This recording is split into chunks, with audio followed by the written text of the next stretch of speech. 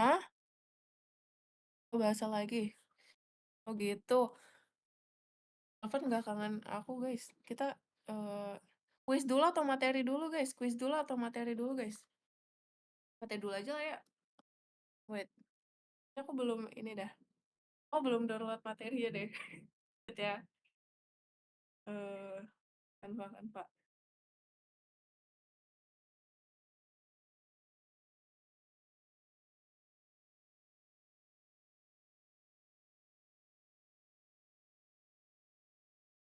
Ya, materinya dikit aja karena jujur kalau di bahasa Inggris aku prefer kalau mau ngasih tips gitu ya, aku prefer buat kalian mending banyakin latihan, entah itu nyatet vocabulary, entah baca, terus latihan soal segala macam.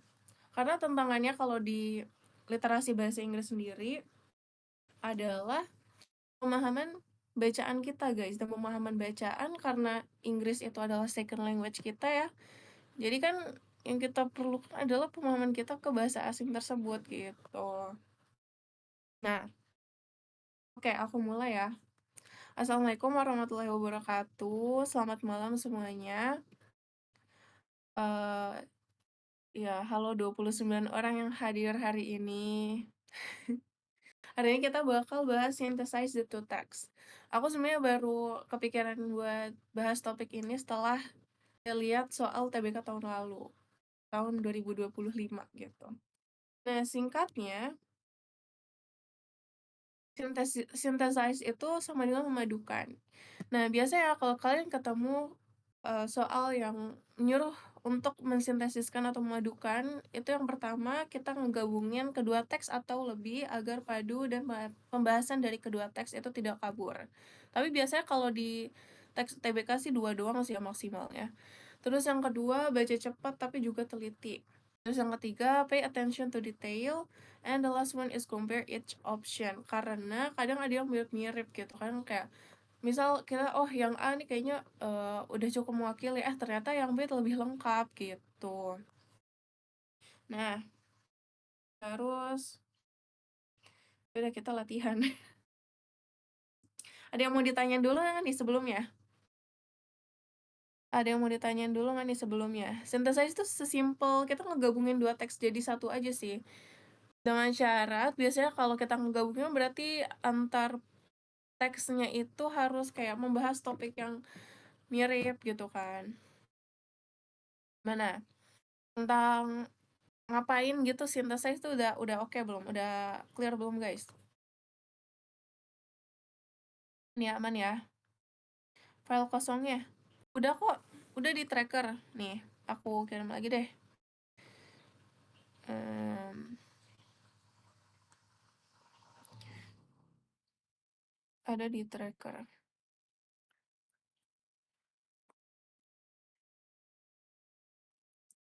Guys,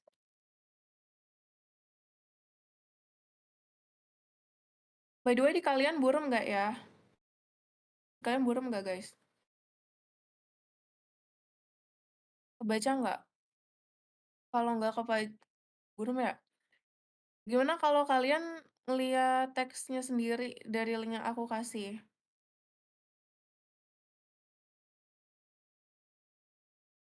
Karena teksnya cukup panjang. Nggak cukup panjang sih, panjang.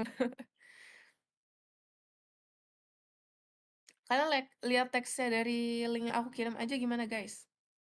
Aman ya, aman ya? Burem banget ya? Nggak kebaca kah? Gini.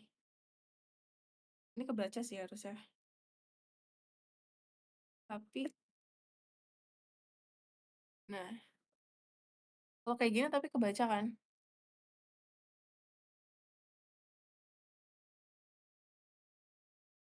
Nah, oke. Kita di sini bakal banyak practice dan diskusi. eh Kalian ada yang mau baca teks satu dulu nggak nih?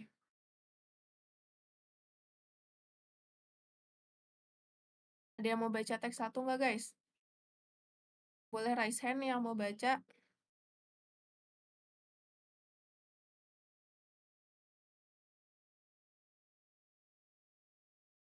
Jadi nanti tuh ada 2 teks, yang teks pertama ini, terus teks kedua ini, dan abis itu kita nentuin mana kalimat yang paling baik gitu untuk menggabungkan kedua teks. Yang mau baca? Ada yang mau baca ada yang mau baca? Oke, ya udah aku dulu ya. Okay. At First London this year, three large artwork by the artist Ningi Omuku were hung away from the wall so viewers could walk around them. Jadi di First London di tahun ini itu ada 3 large artwork, ada 3 karya seni yang besar oleh artis Ningi Omuku yang di digantung jauh dari dinding hingga viewers, pengunjung itu atau yang mau ngelihat bisa berjalan ke sekitarnya. With each work, one side over a vibrant nature filled painting. Dengan setiap karya seninya gitu. Di satu sisinya itu menawarkan vibrant nature filled painting. The other presented strips of sanyan, a traditional Nigerian fabric that Omuku uses to replace the usual canvas fabric painters often use as their base. Nah, a traditional Nigerian fabric. Jadi, kain Nigeria yang tebal gitu digunakan untuk, sebagai kanvasnya gitu nih, kanvasnya. Ini apa sih?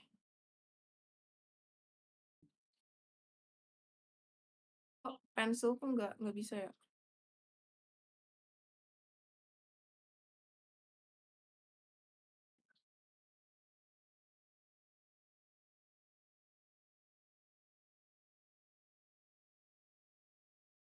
Wait ya guys, ternyata belum connect kan ya?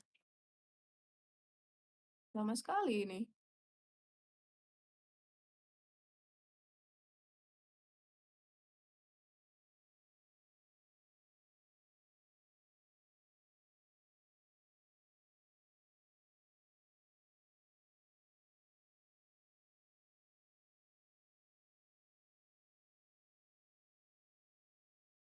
Aduh pakai tangan dulu deh.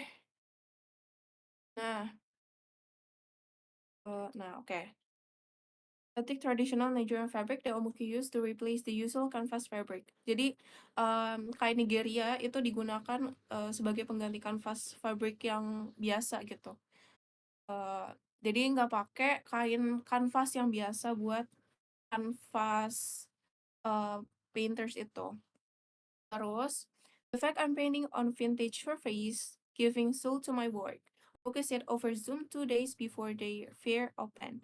Si Omuku itu ngomong, faktanya aku tuh, melukis di sebuah vintage surface, di sebuah dataran vintage yang memberikan jiwa gitu ke karya seniku. Omuku bilang lewat Zoom 2 hari yang lalu, 2 hari yang lalu sebelum pamerannya itu dibuka.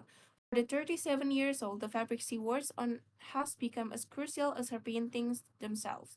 Even when it's not a vintage surface, it is a surface that has been made collaboratively with craftsmen from Nigeria.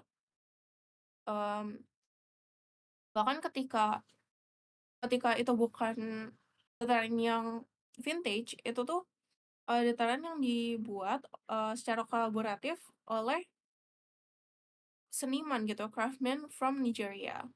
Omuku's reason to use sanyan initially came from a place of necessity.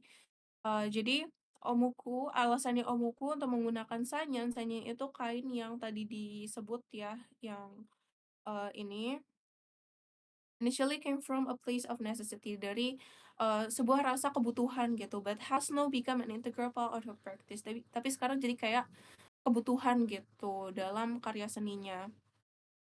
I worked on canvas for a little while, but eventually shifted to working on sanyan, which is a pre-colonial Yoruba textile. She told CNN in a video call, adding that she made the switch. After 8 years of studying in UK, I was trying to rediscover myself and my identity, she said. When I moved back to Nigeria, I couldn't find high-quality canvas, and I was also really fascinated by how, as Nigerian, we identify ourselves through our clothes. However, chiffon sanyan more appealing than other more contemporary fabric I'd ever seen a pre-colonial Nigerian textile before. They look quite similar to linen. Nah, skin itu tuh kayak, mmm, kuas kalau nggak salah, wait, aku mau make sure dulu.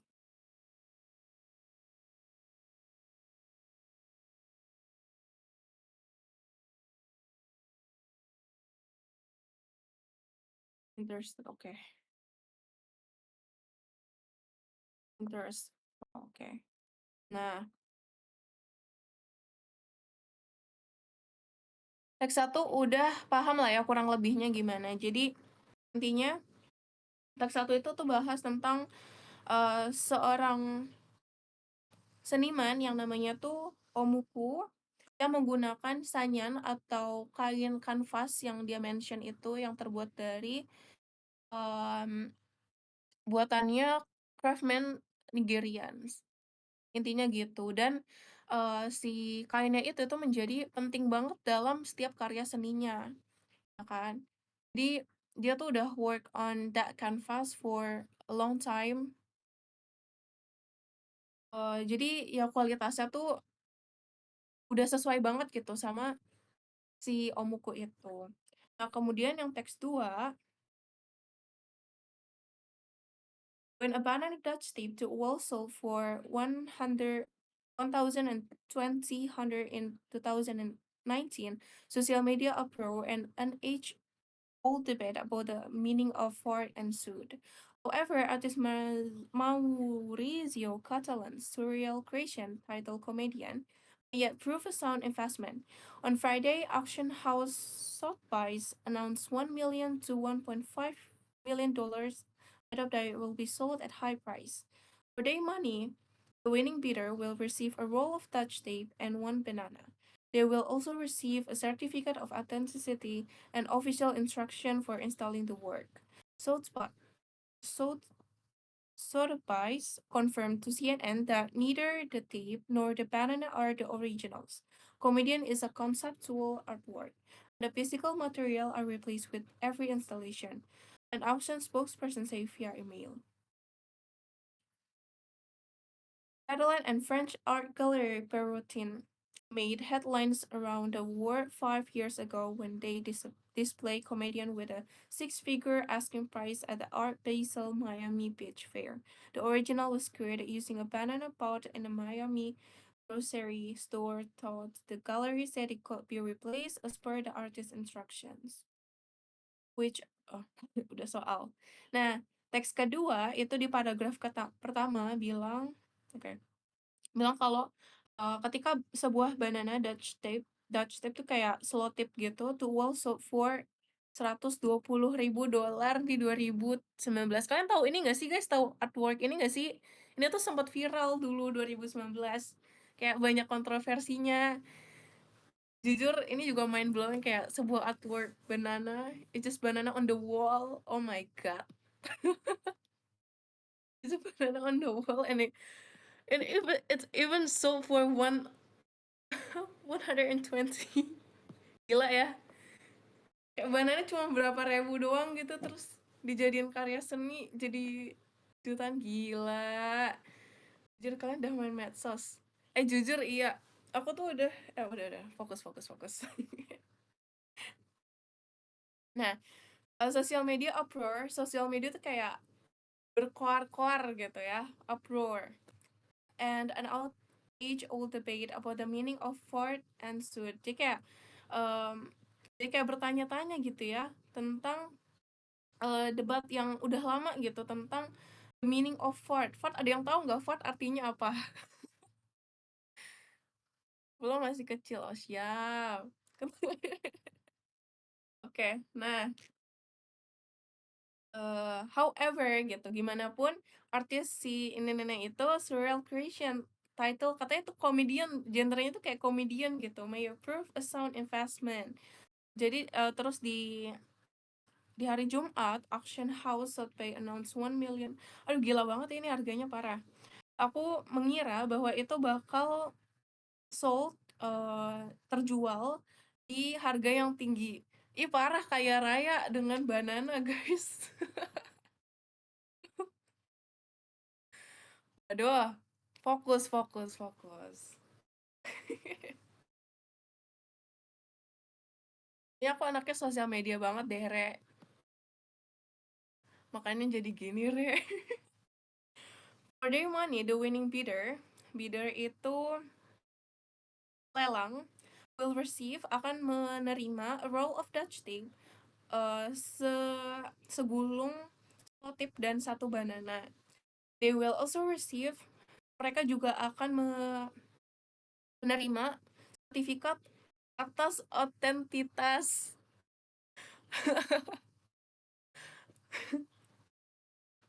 pisang itu authentic, guys. Official instruction for installing the word, dan official instruksi ofisial untuk menginstall karya seninya gitu. Sampai confirm si Sotheby's ini mengkonfirmasi ke CNA selotip atau banananya itu tidak, keduanya tuh tidak originals.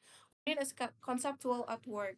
Komedian itu sebuah artwork yang konseptual gitu, and the physical material are replaced with every installation. Dan physical material kayak banananya itu bakal diganti di setiap instalasinya. Terus, an action spokesperson say Fair Catalan and French art gallery Perrotin made headlines around the world 5 years ago when they display comedian with six-figure asking price at the Art Basel Miami Beach Fair. Catalan dan French art gallery Perrotin itu buat judul berita kayak sekitar World 5 tahun yang lalu ketika mereka ngedisplay komedian, karya seni komedian dengan 6 figur, menanyakan harga ke Art Basel Miami Beach Fair. The original was created using a banana pot in Miami. Bahkan guys, banananya itu tuh dibeli di Miami grocery store. It's only a grocery store, not a like exclusive farmhouse or something. Ini harga diri aku lebih lebih murah daripada banana ini deh. Enggak. Entahlah. Seni guys, seni itu ada yang ngelihat itu berharga, ada yang enggak gitu. Perspektif masing-masing. Oke, kita fokus guys. Which of the following is the best synthesis of the two texts? Yang A. Materials can be so important in artwork like Tenyi Omuku's painting that they are not replaceable. But in the case of Comedian by Maurizio Catalan, the material can be replaced with every installation. Terus yang B, Nengi Omuko spent a lot of time looking for appropriate fabric for her artwork, while Maurizio Catalan did not really think of it as something which is important. Terus yang C, Nengi Omuko, and by the way, aku nyuruh kalian buat ini ya, buat jawab di komen ya, please fokus ya. Terus yang C, Nengi Omuko and Maurizio Catalan believe that physical material for their artwork should always be of high quality to produce excellent artworks. Terus yang D, Nengi Omuko and Maurizio Catalan use different tools in producing their artwork, but both share an attachment to their ethnic identities. Terus yang E, both text 1 and text 2 discuss the value of integrating excellent physical materials in creating beautiful artworks. Jawabannya adalah yang aduh, A atau B ya. Nah, ini guys, menariknya synthesize tuh kadang pembuat soal ngasih opsinya yang misal ada kayak lebih dari satu opsi yang sebenarnya tuh dua-duanya ada di teks. Tapi mana nih yang lebih mewakilin gitu, yang lebih lengkap? Kah? Ada yang jawab E, ada yang B, ada yang E. Ini gara-gara pas dijelasin gue ngomong kecewa. Oke. Yang mana nih? Yang mana nih? Yang mana nih?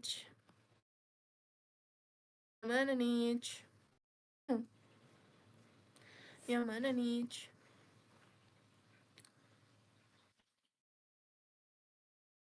Yang A, yang E, yang soalnya panjang. Allah, udah nggak zaman.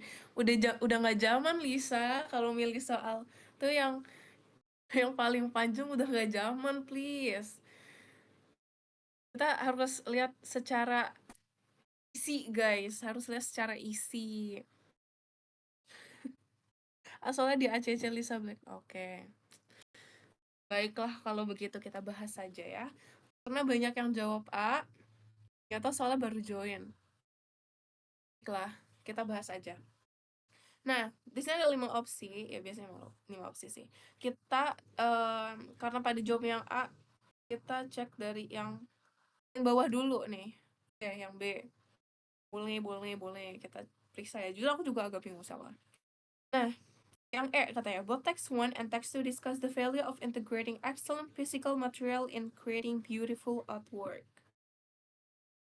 Nah, jadi katanya kedua teks 1 dan teks 2 itu mendiskusikan tentang the value atau kayak nilainya dari mengintegrasikan. Mengintegrasikan tuh apa sih?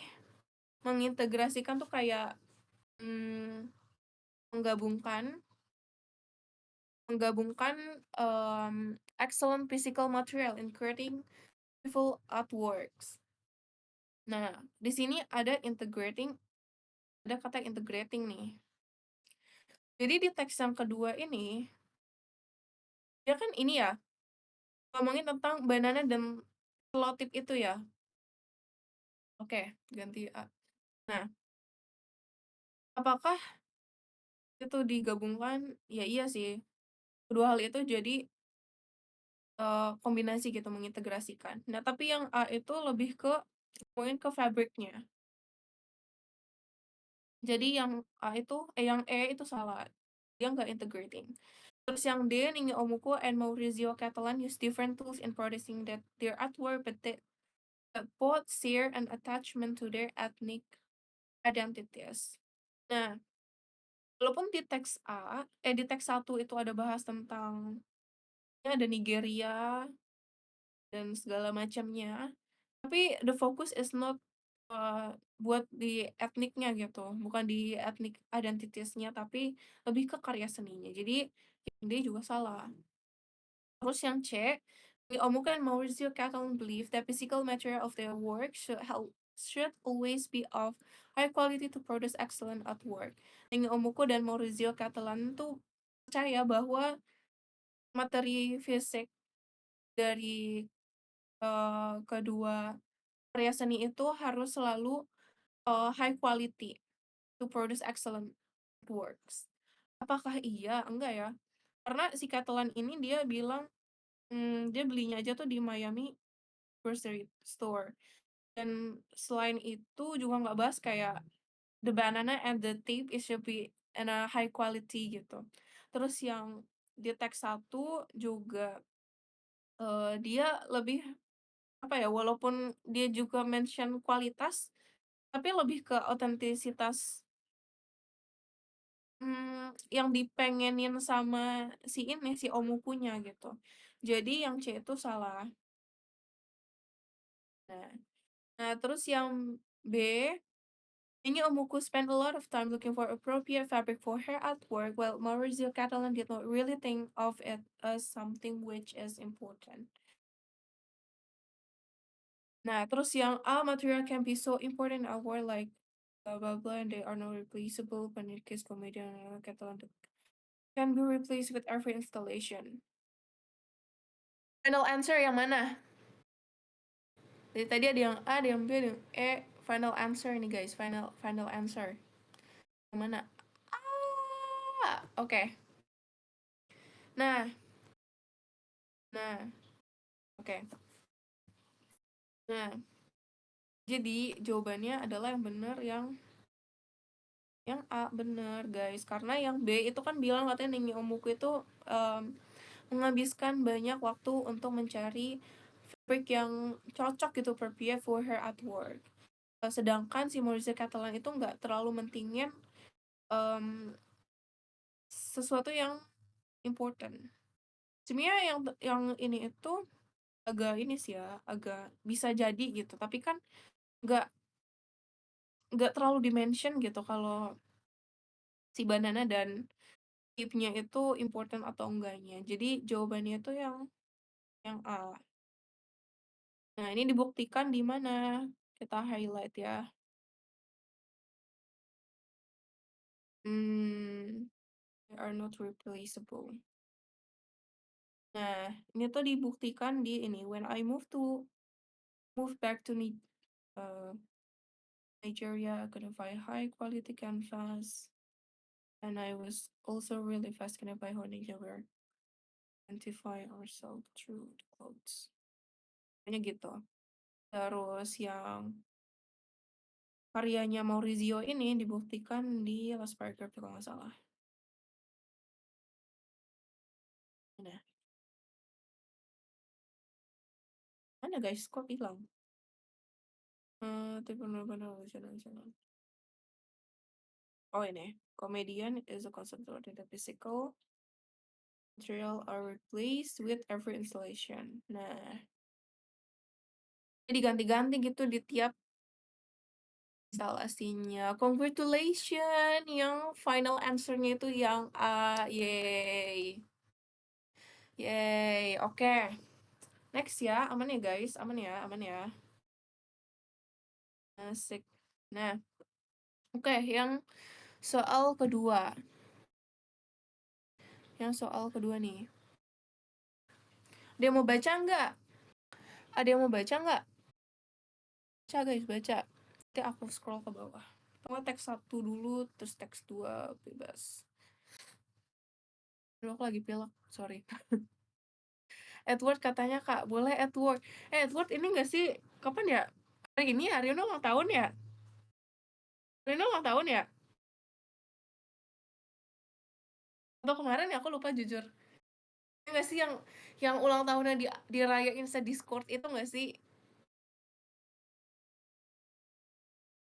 Ulang tahunnya dirayain se-Discord itu nggak sih?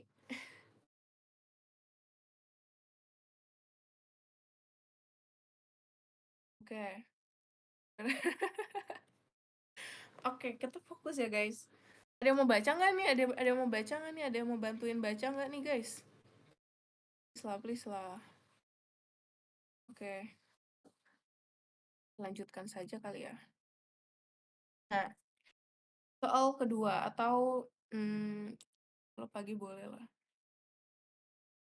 Kenapa kalau pagi? Oh, oke oke, paham paham paham. Oke, teks 1. Do you know why Japanese mayonnaise tastes so much better than the regular kind? Sebenarnya satu paragraf sih, nggak ke space gini. My bad. Harusnya ya gitu. According to local auntie chef, that is because it has MSG. You get nausea, heart palpitations, headaches, numbness, or excessive thirst after a meal.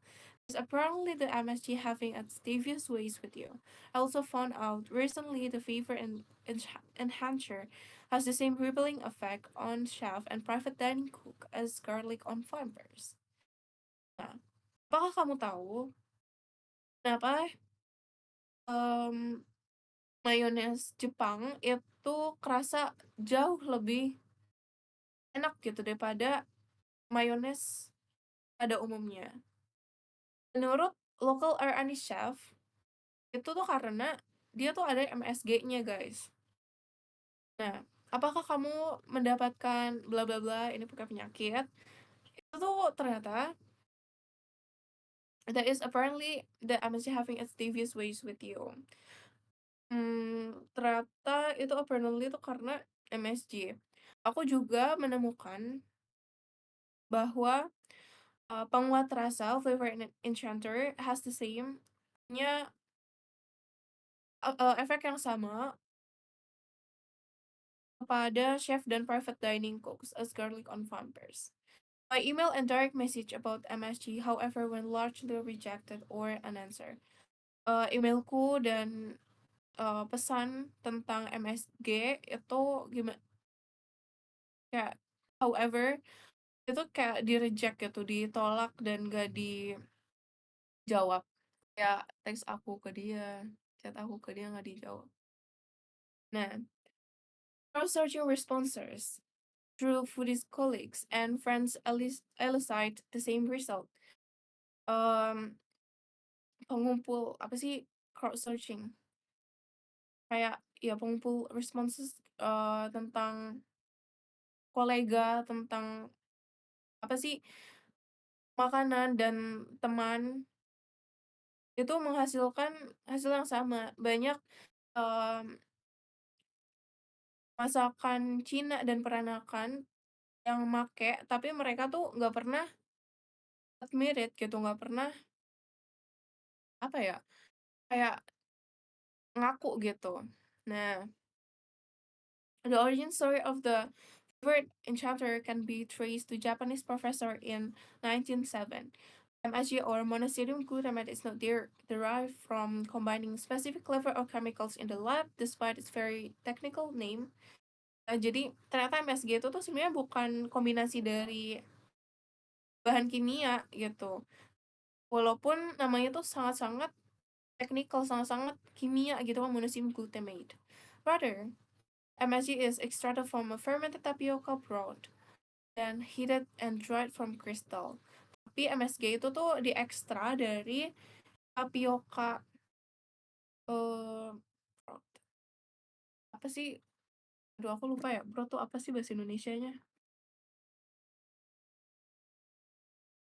Kayak chicken broth. Kaldu, nah kaldu. Kaldu tapioka yang difermentasi.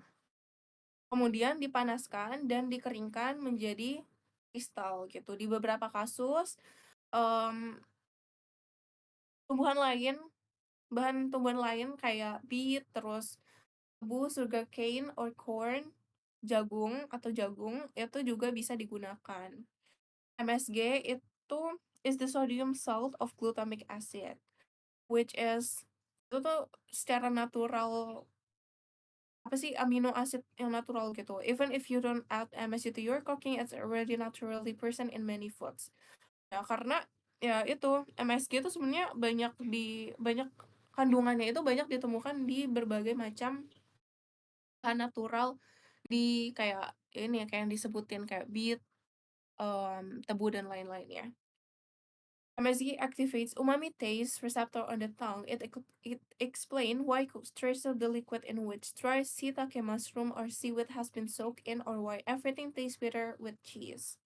Nah, itu tuh kayak menjelaskan kenapa banyak masakan banyak, koki gitu ya, tukang masak yang sangat-sangat menghargai, air yang bekas rendeman ini, shiitake mushroom atau seaweed, atau, why everything tastes better with cheese, atau kenapa semuanya tuh kayak kerasa lebih baik bersama dengan keju, gitu guys, yang gue rasa ketika lupa suatu. Alfat katanya mau fokus. Oke, next ya.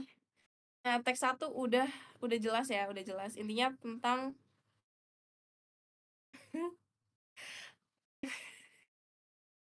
oh, fokusnya Rimim, oke siap. Oke, dia teks satu itu bahas tentang, lebih ke bahan aslinya MSG tuh apa aja sih, gitu kan. Terus MSG tuh sebenarnya terbuat dari apa dan segala macamnya. Inti teks satu itu. Terus yang teks duanya, the criticism of MSG goes way back into the past. It might have begun in the US when the Chinese restaurant syndrome was coined by, ironically, a Chinese doctor and researchers. Jadi kritik tentang MSG itu kembali ke masa lalu gitu. Itu tuh dimulai dari di US ketika ada sindrom restoran Cina, yang penyebabnya, yang apa ya, yang ya disebabkan gitu, ironically, ironisnya, oleh dokter yang beretnis China dan researchers gitu. Kata Brandley sih, D, saya D, ikut D lah. Ih, ikut-ikut. Oke. The use of MSG created cultural fear and backlash against American Chinese food. This still persists to some degree to this day. The studies conducted around those times was biased and had methodological flaws and small sample size. However, people still believe that the findings of the study were accurate. The study itu menemukan sebuah bias dan logical flaws and small sample sizes. Orang-orang tuh masih percaya kalau penemuan yang tadi itu tuh akurat. Nah, setelah numerous years of better quality clinical studies, setelah beberapa tahun gitu ya, dengan, clinical study yang kualitasnya tuh lebih baik, International Food Safety Organization, organisasi makanan kesehatan International Food Safety Organization yang waktu itu have now consider MSG to be safe gitu. Congratulations yang suka makanan gurih, ternyata MSG itu safe, guys. Nah, nggak bikin bodoh ternyata. Many chefs might avoid admitting it use because they want to maintain a perception of using only natural ingredients. Tapi banyak chef yang masih menghindari untuk mengakui bahwa mereka tuh make MSG gitu di masakan mereka untuk maintain persepsi bahwa mereka tuh pakai natural ingredients. Which berarti boleh ya? Boleh guys, semua boleh. Asalkan dalam batasan yang wajar, asik. Nggak sih? Terus, however, there has been a sea change in the culinary scenes. Nah, tapi ternyata tuh mmm, ada ini nih guys, ada change, ada perubahan gitu, ada perubahan besar di culinary scene. American chef Amerika tuh buat pernyataan Paragu No Bones, kalau dia tuh suka MSG. The white stuff is like the cook's cheat code to level up this umaminess without overlong flavor extraction process. Gitu. Nah, pertanyaannya adalah which of the following is the best synthesis of the two texts? Katanya D, katanya D, katanya D, kata Rere D. Kita percayakan Rere ini, guys. Kata Morales Zevanya itu A. Jadi yang benar yang mana? Yang no edit-edit ya. Nah, oke. Yang A nih katanya MSG itu kayak bisa diekstrak dari Shiitake mushroom. So many chef, banyak chef yang consider mempertimbangkan untuk menggunakannya. Terus yang B itu MSG itu terbuat dari natural ingredient and ya dari bahan natural dan um, studies itu menunjukkan bahwa itu tuh safe gitu, itu aman untuk ditaruh di makanan. Which it actually literally mention di ini ya, di teks 1. Banyak chef yang so many chef have no more fear of proclaiming their use of MSG. Banyak chef yang udah nggak takut lagi nih buat klaim kalau mereka tuh pakai MSG. Terus yang C, kemarin siapa bikin 6/3, aduh nggak tahu lagi. Since MSG can use nausea, MSG tuh nyebabin segala macam penyakit ini, setelah mengonsumsinya, it is now replaced, sekarang tuh bisa diganti menggunakan vegetable, menggunakan sayuran kayak mushroom, jamur, atau seaweed. Seaweed tuh apa sih? Seaweed tuh ini ya, mmm, rumput laut. Oleh kebanyakan chef gitu. Terus yang D, since MSG is made from fermented tapioca broth, it had been declared safe to be used in food. Therefore, the number of people using it increased significantly. MSG itu terbuat dari kaldu tapioka yang difermentasikan dan itu tuh disampaikan kalau itu tuh safe gitu, aman digunakan di makanan. Maka dari itu, number of people using it, please lah. Maka dari itu banyak orang yang menggunakan MSG itu kayak meningkat gitu, increase. Nah, terus yang E, MSG itu terbuat dari chemical substance. Nah, ini udah salah sih jelas. Therefore, sehingga banyak chef yang nggak mau menyebut kalau mereka tuh pakai itu. Oke, dimulai dari yang E aja nih, udah kelihatan banget kalau E tuh salah. Jelas-jelas di teks 1 itu bilang kalau mana nih? Diversity. Mana sih? Oh, ini nih. Nah, ini highlighter merah untuk yang salah dan highlighter yang warna kuning itu untuk yang benar. Nah, tadi. Nah, ini. Yang E itu salah, terus proof-nya itu di kalimat ini. Ya, nggak dibilang nih, ada not di sini. Not from combining specific levels of chemicals in lab, walaupun namanya tuh sangat-sangat technical. Mas tadi. Nah, terus yang D, eh terbuat dari tapioca tapioca broth, benar. It has been declared safe, benar, buat di makanan. Terus sehingga banyak orang menggunakan itu, meningkat nih. Di sini ada increase. Apakah di teks, di kedua teks, di teks 1 atau di teks 2 itu ada jawab increase? Tidak ya, dia cuma ngebahas tentang penggunaan MSG, terus menggunakan ke chef, bukan kayak orang yang pakai tuh kayak meningkat gitu, increase. So ini salah.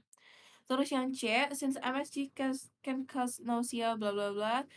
Terus after meal, it is now replaced by vegetable. Sekarang digantikan oleh sayuran seperti mushroom. Apa dijawab apa sih? Oke. Ah, yalah, cara ABC. Oke. Nah, yang C, sih kan bilang ya kalau MSG itu bisa menyebabkan bla bla bla bla itu, penyakit itu. Nah, ini tuh sebagai kayak pengantar doang sih sebenarnya. Nih, itu kayak nanyain, bukan fact-nya gitu ya kan. Ini ada tanya-tanya nih. We get nausea, heart palpitation, headache, numbness, or terus after meal gitu-gitu kan. Itu tuh nanya, bukan faktanya. Begindang. Nah,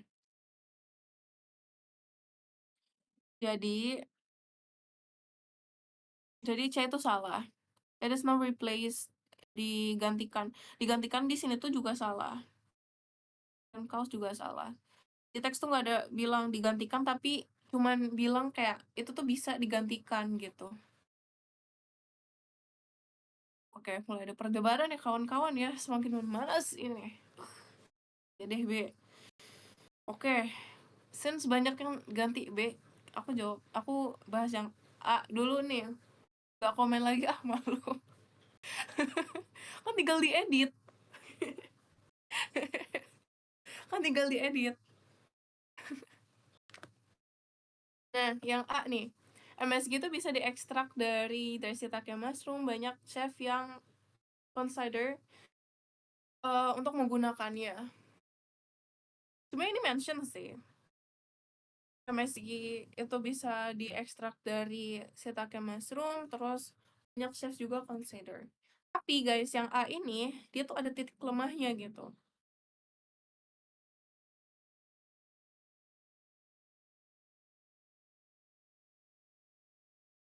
Mana ya? Mana ya? Aku lupa. So many chef consider its use. Nah,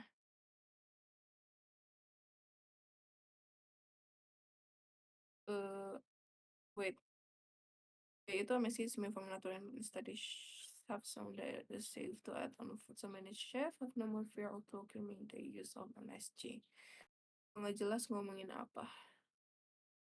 Ada film dari awal tuh aneh. Oke, aneh ya. Banyak chef yang consider its use. No more fear of proclaiming better ingredients established that it is safe to add on food. So many chef no more fear of proclaiming the use of MSG. Oke. Nah, yang jawabannya yang B. Wait, yang B. Nah, yang A itu, walaupun di teks 1 itu ada bilang kalau MSG itu bisa diekstrak dari shiitake mushroom, tapi di sini tuh ada bilang so many chef itu consider its use. Kayak kurang lengkap aja gitu loh. Di Kalau dibandingkan sama B ya. Nah, ini tuh lebih lengkap. Ini dia cuman mention shiitake mushroom. Sedangkan yang B itu bilang kalau dia tuh terbuat dari natural ingredient and study have shown nah. Natural ingredient. Dia lebih general gitu, from natural ingredients, sedangkan yang A itu fokus ke shiitake mushroom. Harus juga so many chef consider its use sebenarnya mention, tapi kalau yang B itu katanya kan so many chef have no more fear, ya, proclaiming their use of MSG. Nah, itu proof di kalimat yang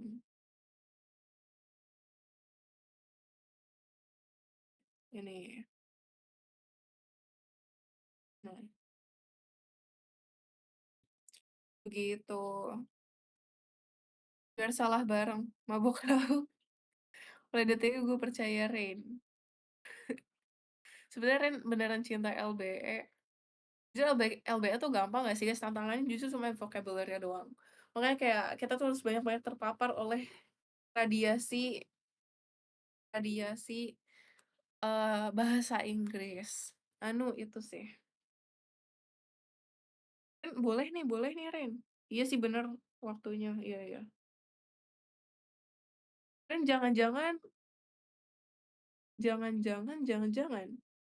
Naik Ren, bener Ren. Ayo Ren, gaskan Ren. Yo Ren, next question Ren. Jawaban aku soalnya dari tadi aku jawab itu karena aku paham. Asik. Siap, siap, Fat. Siap, siap, siap. Nggak apa-apa, instingnya bagus. Nalarnya mantap. Nggak dulu izin, kan tadi udah benar. Ayo, ayo. Oke, next ya. Next ya, next ya. Bohong sih. Astaga. Oke, next one. In 2024, Europe saw more anti-tourism protests as local show frustration with the harm mass tourist had caused. Di 2024, Eropa itu melihat lebih banyak anti-tourism, kayak anti-turis protes oleh lokal gitu, oleh penduduk lokal. Sama aku jujur belum tahu nih orang siapa sih.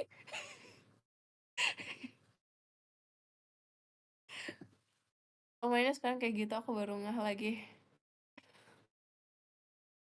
Oke, next. Aduh, fokus ah.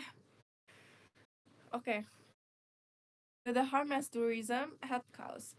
It in places like the Canary Island, resident protests against crowded spaces in Barcelona and Mallorca. Locals took symbolic action. They sprayed tourism with water pistol and filled beaches to show how packed they felt. Jadi 2024 itu Eropa melihat lebih banyak anti turis protes ya oleh lokal karena mereka tuh frustasi gitu dengan with the harm mass tourism had caused, dengan kekerasan oleh apa ya yang negatif, intinya kayak dampak negatif dari turis yang terlalu banyak gitu, mass tourism yang diakibatkan oleh mass tourism. Nah, in place like Canary Island, resident protest against crowded spaces. Di tempat seperti Canary Island, resident protes melawan crowded spaces, melawan against crowded, kayak tempat yang ramai gitu. Di Barcelona dan Mallorca, kalau tuh membuat aksi yang simbolik gitu. Mereka nyemprot turis dengan water pistol, dengan pistol air. Ini gak sih kayak yang punya mainan anak kecil itu. And filled beaches to show how packed they felt. Dan mengisi pantai gitu, biar tuh turis ngerasain gimana sesaknya yang si locals itu rasain. Many European cities have since set new rules. Banyak bagian dari Eropa, kota di Eropa itu netapin rules baru, aturan baru. This range from selfies restriction to entry fees to control visitor numbers. In Lapland, even winter tourism faced pushback as locals spoke out about its harm to the environment. Tourism is set to grow, with Spain and France expecting record visitor in 2025. Cities are trying to find ways to balance the need of residents and protect the environment. Some cities Di beberapa kota itu, mmm, mencoba untuk mengatur turisme itu lebih baik. Seperti contohnya Copenhagen Open Pay Project, reward travelers with a free entry to cultural sites if they show eco-friendly behavior. Jadi mereka tuh bakal kasih reward ke travelers, ke, turis gitu ya, free entry, tiket gratis masuk ke destinasi wisata, yang kultur kalau mereka tuh menunjukkan perilaku eco-friendly. Di beberapa tempat seperti Italia, Bhutan, dan New Zealand have raised tourism taxes. Jadi di country kayak Italia, Bhutan, dan New Zealand itu menaikkan tax-nya atau pajaknya. Nah, ini tuh oke. Ini tuh untuk melimit visitor number and have fun eco-friendly tourism. Ini buat ngelimit, membatasi angka visitor dan membantu pendanaan eco-friendly tourism. Banyak lokal juga oppose short-term rentals kayak naikkan ya, rental jangka pendek dan kota kayak Athena dan Barcelona itu di-cutting down, diturunin gitu. Nah, ini tuh buat rentalnya tuh makin murah is making cheap rentals harder. Nah, buat rental yang murah tuh sulit gitu untuk ditemukan di busy areas. Busy areas tuh mana yang padat tanda turis itu maksudnya. To ease crowding untuk mengurangi crowding gitu, travel group are promoting less popular spots. Mereka mempromosikan, spot yang kurang populer. They urge tourists to explore beyond the maintained attraction. The urge kayak, mmm, they urge tourists to explore beyond the maintained attraction. People who promote eco-friendly travel suggest orang-orang yang ngepromosiin eco-friendly travels itu menyarankan bahwa traveler itu harus ngelihat ke tempat baru dan memilih jalan yang nggak ramai, yang nggak crowd. Nah, dengan ini mereka tuh bisa lebih enjoy gitu dengan keautentikan dan yang lebih kalem gitu, experience yang lebih tenang. Barcelona rise as a top tourist destination began with 1992 Olympics. Barcelona itu meningkat turismenya sejak Olimpik 1992. The city has been improving its beaches and promoting its Mediterranean charm. Today, around 32 million tourism visit each year. Sekitar 32 juta turis itu datang gitu setiap tahunnya. Banyak yang stay only briefly or arrive on cruise ships. Cruise ships tuh kayak kapal yang megah itu tau gak sih? Itu apa kayak? They crowd popular spot like La Alhambra and the Sagrada Familia. This creates congestion and an uncomfortable experience for locals and other visitors. Tourism primarily spend money in the central areas, benefiting only a small part of the city. It is unfortunate that tourism has driven up housing prices, short-term rentals, often through online marketplace, have made it hard for locals to afford rent. Many are forced to move out of the city. Mayor Ada Colau has spoken out, saying tourism is hurting resident quality of life. A survey from 2015 showed problem like overcrowding, loss of local identity. Problemnya tuh kayak overcrowding, terlalu ramai, terus hilangnya identitas lokal dan low paying job in tourism. Banyak job yang dibayar rendah gitu. This issue have made the daily life harder for many residents. Rising rent have also led to more empty apartment owned solely for tourism. As tourist-focused businesses replace local shop, the neighborhood feel differently. Local feel like their city is becoming less for them and more visitors. They feel frustrated that their city seem to cater mostly to tourists.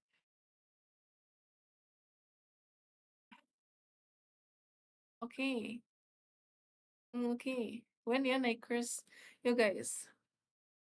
Yuk guys, kita bagaimana kita janjian kita kalau Dia kalau lolos PTN self reward-nya naik terus. Nggak sih, nggak mungkin sih. Oke, jadi jawabannya yang mana nih? Jawabannya yang mana nih? Yang A katanya the economic benefit of tourism are celebrate as positive impact on European neighboring cities. Jadi manfaat ekonomi dari turisme itu diselebrasikan as positive impact, kayak berdampak positif di European neighboring cities, di tetangga-tetangga kota Eropa gitu. Terus yang B, many tourism has led to growing discontent among local due to its negative impact. Mass tourism, kayak lonjaknya turisme itu kayak merujuk ke growing discontent. Discontent itu apa ya? Discontent among locals due to its negative impact. Terus yang C, challenges exist. Tantangan tuh hadir gitu ya, ada dalam mempromosikan eco-friendly tourism yang kayak Seoul tuh kayak Seoul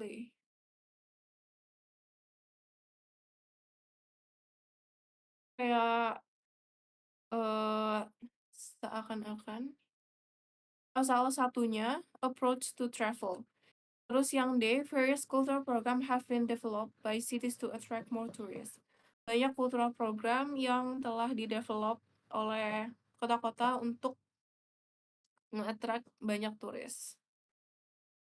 Yang B kali ini gue bener yakin 100% B sih, B sih. Oke, B ya.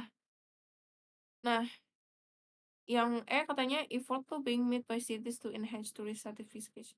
Bla bla bla. Nah, itu salah, udah jelas ya.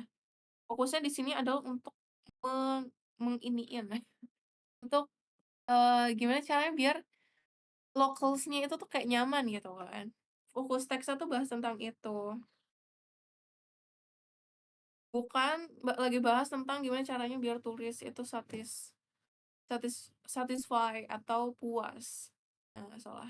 Nggak, sebenarnya bukan turis gitu. Terus yang D, various cultural program have been developed to attract more tourists. Ini juga salah. Banyak cultural program. Nggak bahas tentang ini ya, nggak bahas tentang cultural program. Bahas apa sih kayak kultural budaya. Nah, hmm, ya fokusnya tuh bukan ke cultural program yang di develop. Nah, basically to attract more tourists. Karena kan, nah ini tuh attract more tourists. Padahal kan kita ini ya lagi bahas malah tentang crowding itu. Terus yang C itu ada challenge, ada tantangan dalam mempromosikan eco-friendly tourism. Yang salah satu-satunya, satu-satunya dalam konteks ini, approach to travel. Enggak. Nah, promoting eco-friendly itu hanya salah satunya. Satunya lagi tuh tadi tax kalau nggak salah. Hmm. Nah, nih. Waste tourism taxes. Pajak. Pajak kita naik gak ya? Kita belum belum bayar pajak sih, jadi no worries aja lah. Terus yang B, mass tourism has led to growing discontent among locals to its negative impact. Terus yang A, yang B udah pada fix ya. Yang A itu economic benefits of tourism are celebrated as positive impact on European neighboring cities. Nah, benefit ekonominya tuh nggak cuman apa? Nggak merata ya. Tadi dimention di teks ke berapa nih? Family money, total part, marketplace, mirror person. Nah, jadi kayak ada jomplang gitu loh. Ada kayak kota yang rentnya tuh mahal. Nah, ini. Local sold for short-term rentals, itu like cutting down. Nah, di sini ya, this is making cheap rentals harder to. Jadi tidak merata. Jadi nggak bisa dibilang kalau semua neighboring cities di Eropa itu merasakan benefit ekonominya. Jadi jawabannya yang B. Nah, mass tourism atau growing discount mau ke tourism negative impact.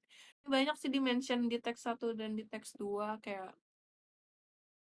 di it's all related to local show. Asik akhirnya. Akhirnya ya, Re. Congrats guys, congrats untuk semua yang jawab B. Akhirnya kali ini ini nih nggak ada yang lain nih belajar dari kesalahan. Ya mantap. Bagus tuh guys, udah evaluasi. Asik. Play ini kali ya, ntar copyright ya. Play ini evaluasiin dia. Enggak nggak ngedit lagi, oke. Aku lupa maju-maju terus dah. Nah, nah terus apalagi ya, banyak sih, banyak dimension jujur, banyak dimension apa winter versus black. Nanti kayak protesnya tuh gimana ya kan, some cities trying bla bla bla. Terus di teks 2 juga bahas tentang aku lupa tadi, itu sekarang lo kan negatif impactnya banyak nih pokoknya. This occurs cognition uncomfortable oh ya, other visitors. Nah terus primarily spend money central bla bla bla loss nah pokoknya banyak di mention di teks ini juga nih. Oke, ini teks terakhir sih kalau nggak salah. Nah ya, terakhir nih guys, terakhirnya ada yang ingin speak up tidak? Adakah yang ingin speak up? Adakah yang ingin speak up? Adakah yang ingin speak up? Nih, ini paling pendek deh kayaknya teksnya. Gak kelihatan kalau kayak gini. Nah, eh, oke. Teks 1 bilang katanya hidden fees are those annoying extra charges that companies often slip into the fine print. Hidden fees kayak apa sih, eh biaya tambahan itu kayak annoying gitu, kayak aneh gitu, kayak ngeselin. The extra charges the company often slip into the fine print. Ya nggak sih? These extra charges often catch consumer off guard. These fees can go by different names, like administrative, processing, atau service charge. Nah, tapi no matter the level, they can add up fast, leaving customer paying much more than they expected. Kayak customer tuh membayar lebih banyak dari yang mereka ekspektasikan gitu, karena hidden fees ya kan, mereka nggak tahu. Hidden fees are often seen as descriptive because they hide the real cost of a product or service. Hidden fees itu seringkali kelihatannya tuh kayak descriptive because they hide, mereka menyembunyikan real cost, biaya asli terhadap produk atau service gitu. This lack of transparency stop consumer from making fully choices. Nah, transparansi ini, lack of transparency ini tuh menghentikan consumers untuk making fully choices, untuk membuat keputusan yang sepenuhnya gitu. The impact of hidden fees goes beyond this is surprise on the bill, they erode consumer trust, ya kan. Nih, mengikis kepercayaan konsumer gitu. This erosion of trust in turn makes people wary of engaging with brands that use these tactics. Over time, this can harm a company's reputation, leading to a loss of customer loyalty and negative word of mouth. Regulators have responded with consumer protection agency now requiring businesses to clearly list all mandatory fees upfront. Udah ada feeling belum kira-kira jawabannya apa nih? Companies that fail to complete can face fines and legal consequences. Adding more risk to this practice, from an ethical standpoint, hidden fees raise serious questions. Nah, dari sisi etikanya gitu ya, hidden fees ini itu meningkatkan pertanyaan yang serius gitu. Mereka often impact vulnerability customer the most. Kayak vulnerable consumers. Yeah, though. Unfortunately, these vulnerable consumers are those who may struggle with complex pricing. To build and keep trust, companies are encouraged to be clear and open about all fees by following ethical pricing practices. Brand can build Lasting relationship with customer this approach help protect their reputation and makes them stand out in marketplace where honesty and clarity are valued more than ever. Intinya teks 1 itu bahas tentang hidden fees di beberapa restoran.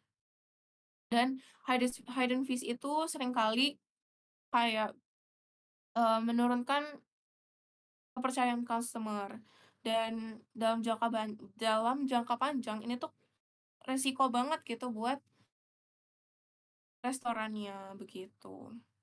Buat companies, bukan restoran doang sih, buat companies, buat ya penjualnya itu. Terus yang teks keduanya, since 1st July 2024, California has enforced Senate Bill 478 SB, nggak tahu ini apaan.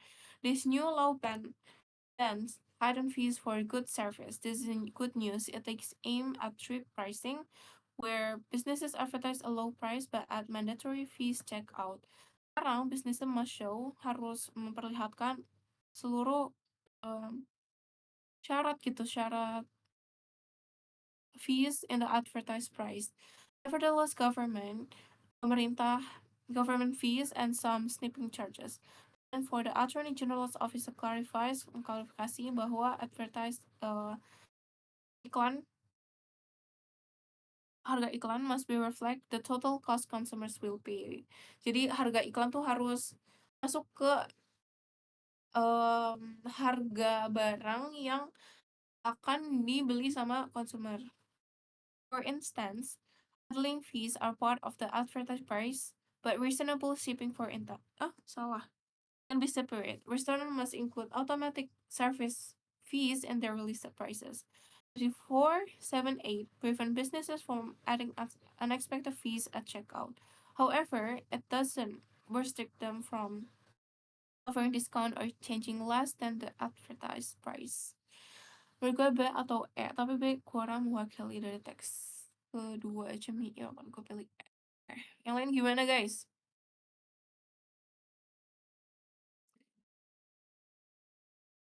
Tampaknya Bro Rere ini timbang ya, yang E. Ini nih, last question. Ada yang mau naik nggak nih? Ada yang ingin mencurahkan hatinya? Boleh, sobat baik kita guys. Makasih, bentar ya. Aku lupa, bentar. Gue switch ini dulu. Mana sih?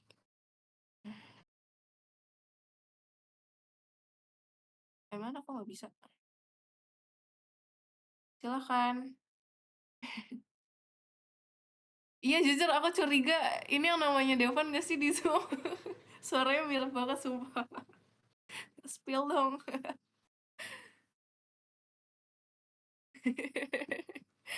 Silakan. Yang di chat mah tadi nggak usah dijawab, gak apa-apa. Ini jawab ini aja. Sorry. Mau gimana dulu nih?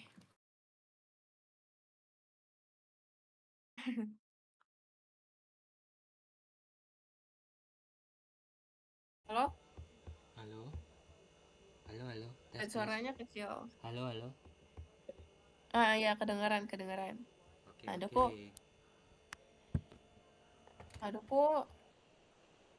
oke. Udah, oke. Nah, udah. Lanjut.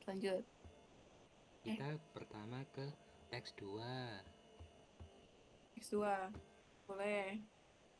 Oke, di situ tuh di teks 2 jelasin di bagian California has enforced Senate Bill 4778. Nah, di situ tuh jelasin bahwasanya yang di A itu tuh salahnya kenapa, karena itu di teksnya jelasin dia itu mengizinkan terus diungkapin. Nah, di situ tuh dijelasin juga bisnisnya itu digunakan untuk biaya tersembunyi, dalam bentuk apapun gitu, dijelasin biayanya tuh tersembunyi tapi masih dalam bentuk apapun. Terus yang B itu salah itu juga karena di kedua, di teks pertama sama teks kedua itu juga dijelasin. Dia itu disebutin di situ biayanya itu tersembunyi itu karena dipengaruhi oleh industri yang mewah. Nah, di situ tuh dampaknya itu ke konsumen biasa. Konsumen biasa kan mestinya memilih-milih barang, tidak langsung ke barang mewah. Terus itu di teks 2. Terus yang di teks pertama itu dia juga jelasin biaya biaya tersembunyi itu paling banyak pengaruhnya itu ke mana arah konsumennya. Nah, konsumen itu kayak agak kurang bukan agak kurang mempercayai, agak rentan untuk memilih barang yang baik walaupun itu mewah. Nah, itu tuh dia berpikir lagi itu bisa merusak kepercayaan si konsumen itu sendiri.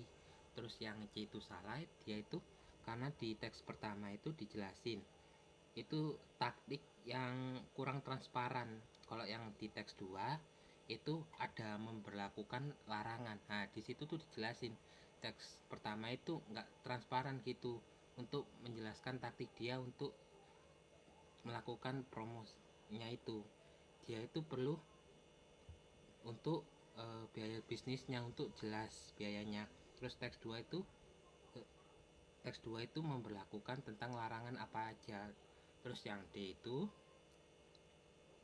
teks pertama itu jelasin di situ tuh sama kayak tadi yang C tentang konsumen membayarnya itu dari konsumennya itu mengharapkan barang yang bagus pada mereknya juga, terus dan juga dari si mereknya itu berusaha untuk menjaga si reputasi si bisnis mereka itu agar berdampak baik pada si konsumen, dia agar dilihatnya itu lebih bagus.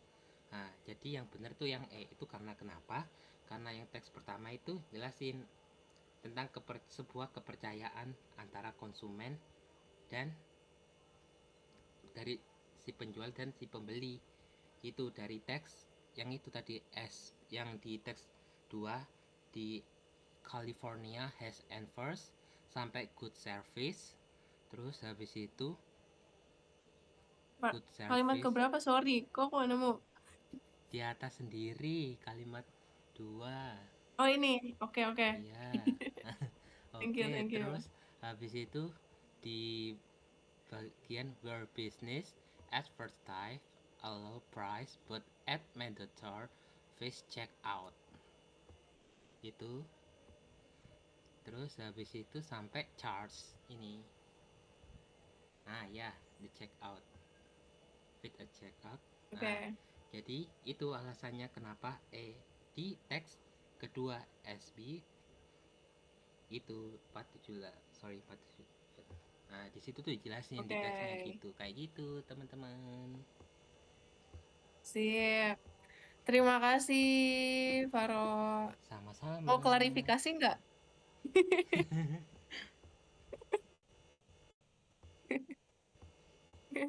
Thank you, thank you. Terima kasih Oke, banyak. oke, Penjelasannya makasih juga. udah bagus. By the way, aku kayak belum belum pernah tahu ini deh. Boleh nggak sih tahu mau kemana? Kita doain bareng-bareng nih. Kayaknya udah tahu deh. Soalnya udah pernah nanya. Belum, aku belum belum tahu. Sumpah, bukan di DW aku deh. Kan tahu kak guys, kan tahu kak. Kok nggak tahu ya? Udah itu kalau nggak salah pas malam-malam, ya pas malam-malam DWU-nya. Itu kalau nggak salah ada 30-an. Oke, aduh lupa lagi. Oke, itulah pokoknya. Ya udah doakan yang terbaik untuk Bung Amin, Faro dan kita semua ya makasih. guys ya. Amin, amin. Terima Makasih, kasih makasih. banyak. Jin turun. Oke, nah kurang lebihnya ya udah lengkap sih sebenarnya. Tepat banget alasannya dan jawabannya juga bener yang ya akhirnya dua soal terakhir serempak ya guys ya. Oke. Hidden fees harm consumer leading to a new regulation and an increased transparency. Nah, hidden fees itu ini apa sih harm consumer gitu, leading to new regulation and increased transparency. Nah, di pada sama service check out customer will pay for the channel specific discount less than advertised.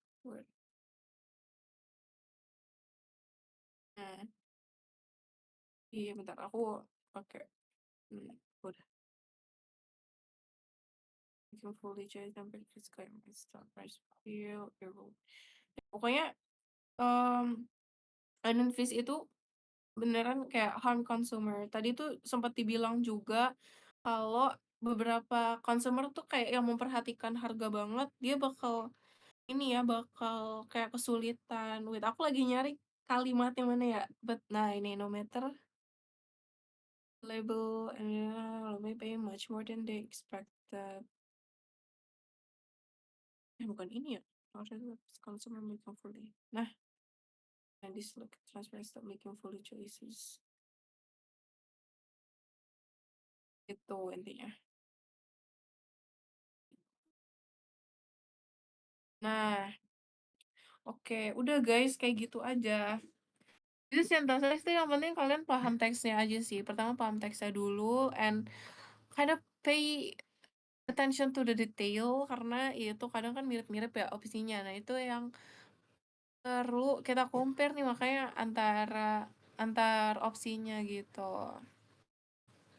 Nah, ada yang mau ditanyain tidak guys? Aku sebenarnya ada ini sih. Ada kuis, cuman nanti aja boleh. Nanti aku kirim di mana ya? Di mana sih biasanya? Ya, yahnya seneng atau ya ini sama kayak gagasan pokok gak sih? Kalau kita ngerti gagasan pokok teksnya, kita bisa jawab synthesize-nya. Gimana cara synthesize-nya? Nah, yay kuis, oke gas ya. Nah, 5 soal doang kok. Boleh di ini aja di selesain ininya apa? Recordnya Alfat. Thank you. Silakan 5